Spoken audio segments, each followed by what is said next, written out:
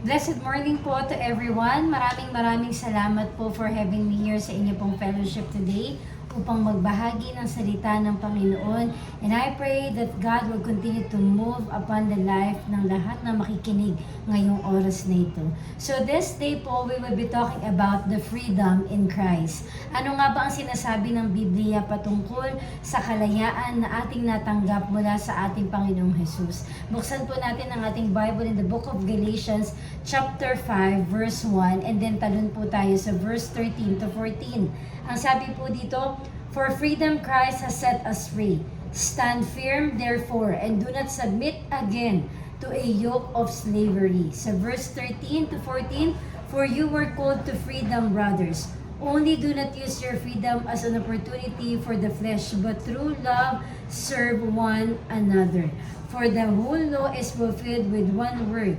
You shall love your neighbor as yourself. But if you bite and devour one another, watch out that you are not consumed by one another." Ayan. God bless the reading of His Word. Tayo po muna manalangin sa oras na ito. Panginoon, kami po lubos na nagpapasalamat for this wonderful time and opportunity that we can gather together upang makarinig ng iyong salita. Hiling at dalangin ko, O Diyos, na ni isa sa amin ay wala kang lalampasan.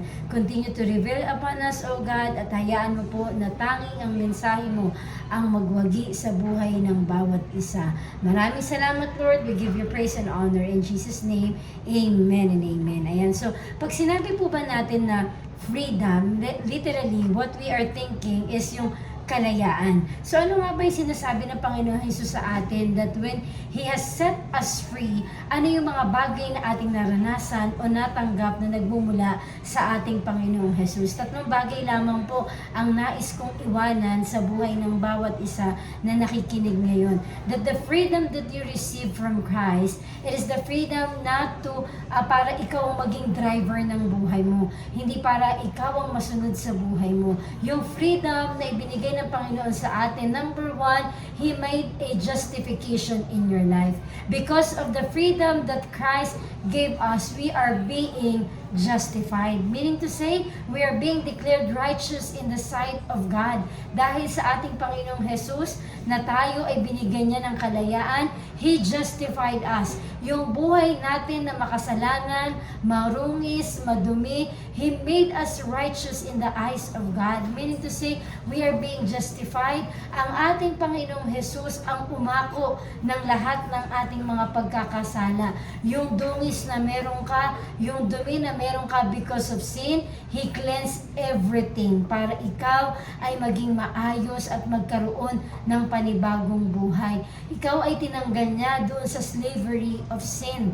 Tinanggal ka niya doon sa slavery ng mga maling gawa. Kaya ang sabi po doon sa binasa natin na do not submit again to a yoke of slavery. Meaning to say, mga kapatid, na ikaw ay pinalaya na ng Panginoon ngayon, hindi ka na dapat bumabalik pa sa lumang buhay. Lagi nating tatandaan, every time that the devil is trying to devour us at sinasabi niya na bumalik ka at ikaw ay kahit papano sumusaw-saw ka ng konti sa kasalanan, lagi mong ilagay sa isip mo at sa puso mo that Jesus already made you free.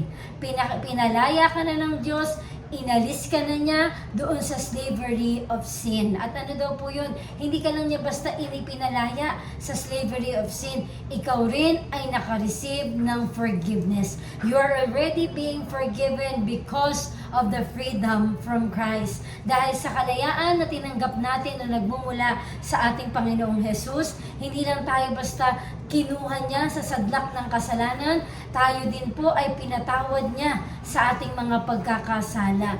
Kapatid, maraming tao ngayon na kapag ikaw ay nagkamali, kinukulong ka na nila doon sa pagkakamaling nagawa mo. Pero ang ating Panginoong Jesus, hindi ka niya kinulong sa pagkakamaling ginawa mo, pinalaya ka niya doon, at ang pinaka-sweetest part doon, hindi ka lang basta pinalaya, ikaw rin ay nakatanggap ng kapatawaran. How many times na tayo ay nag-miss ng mark to obey to the plans of God in our life? How many times that we miss the mark to submit in the will of God in our life? But you know what, mga kapatid, ganun na lamang ang pag-ibig ng ating Panginoong Jesus sa buhay ng bawat isa.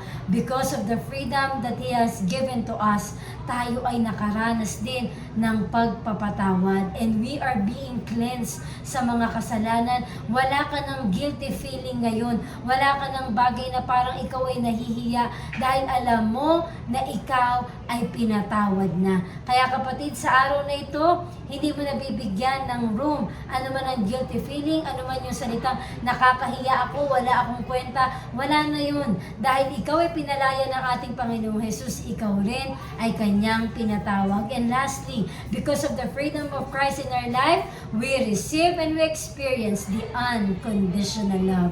Yung justification na ginawa ng Lord, yung forgiveness na binigay ng Panginoon, that is a great indication na mahal tayo ng ating Diyos na buhay, no matter who we are.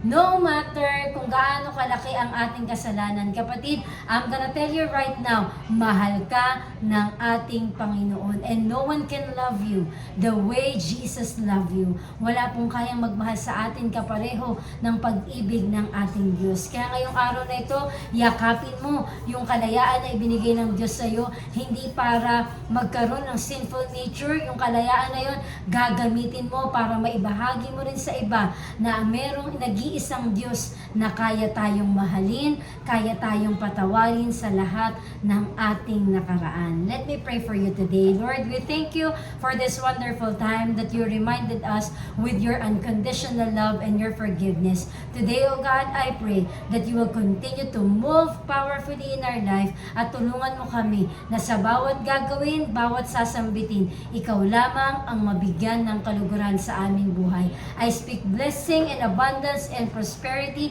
and even the breakthrough sa lahat ng mga anak mo na nagbigay at naglaan ng oras para sa iyo. We give you praise and we give you honor. In Jesus' name we pray.